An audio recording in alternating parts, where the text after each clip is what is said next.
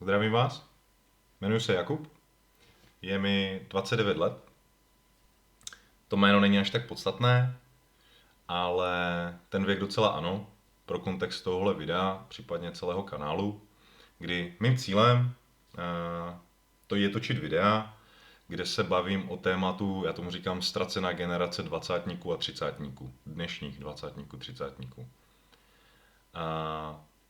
Proč zrovna tady tenhle ten kontext, tohleto téma?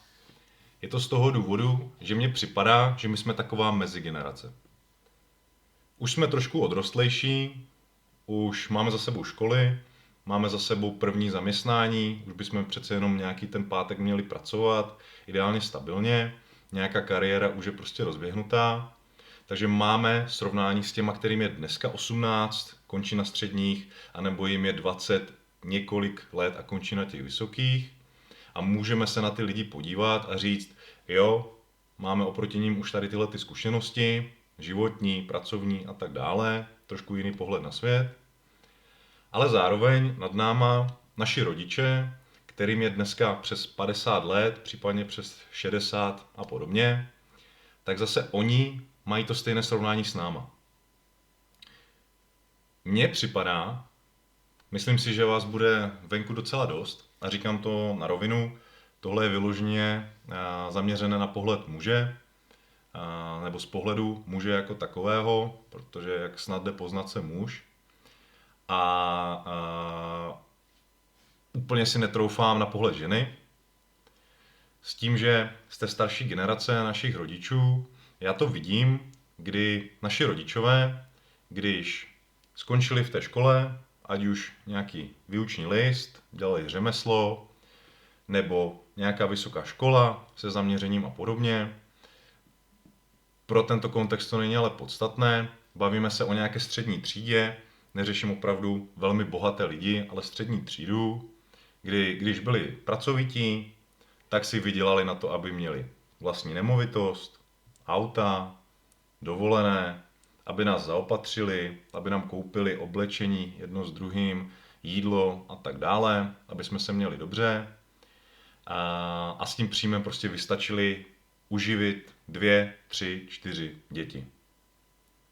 Měli nás ve 20, v 25, maximálně do 30 let věku našich vlastně maminek. Ale ta situace dneska je úplně jiná. Kdy, jak už jsem řekl, mě je 29, moje žena, která je 28 let, tak i s tím, že máme nadstandardní příjmy, vlastně celý náš profesní život, nebo po většinu našeho profesního života. Neříkám, že si žijeme špatně, to určitě ne. Máme se na průměrné pohledy dobře, ale přece jenom ten ekonomický faktor je důvod, proč třeba ještě nemáme děti. Jo? A já bych právě chtěl točit videa s tím, že bych byl opravdu zaměřený na tyhle ty témata. Každé video by mělo nějaké konkrétní téma, ideálně, a já bych ho trošičku více do hloubky z mého pohledu právě rozebral. Přičemž mám nějaké zkušenosti z obchodu, kdy vlastně od 18 let nestudoval jsem vysokou školu, nebylo to pro mě. Celý můj život jsem věděl, že se budu živit tím, že mluvím, a sice, že se potkávám s lidma a něco jim prodávám. Dělal jsem reality, dělal jsem prodej revitalizací v takové, řekněme, stavební firmě a v současné době prodávám luxusní zboží jedné tradiční české značky. Dělám to vlastně nějakých už 12 let. Měl jsem díky tomu neskutečné množství lidí, s kterými jsem se potkal ve všech sférách života, od těch velmi, velmi ekonomicky zatížených, exekuce, insolvence, opravdu těžké případy, přes střední třídu, až opravdu po ty velmi, velmi, velmi movité lidi. Tak movité, že opravdu kolikrát jste si říkal, kde na to vzali. Nebo kde to vzali. Takže takhle zkušenosti s lidma mám a troufnu si říct, že na to, že mi je 29 let, což už říkám asi po třetí, tak jsem se setkal opravdu s velkým množstvím zajímavých charakterů, zajímavých pohledů na svět, kdy každý to nějakým způsobem hodnotil a já bych to tady rád rozebíral, ale právě skrze ty moje oči. Jestli vás to bude zajímat, budu moc rád.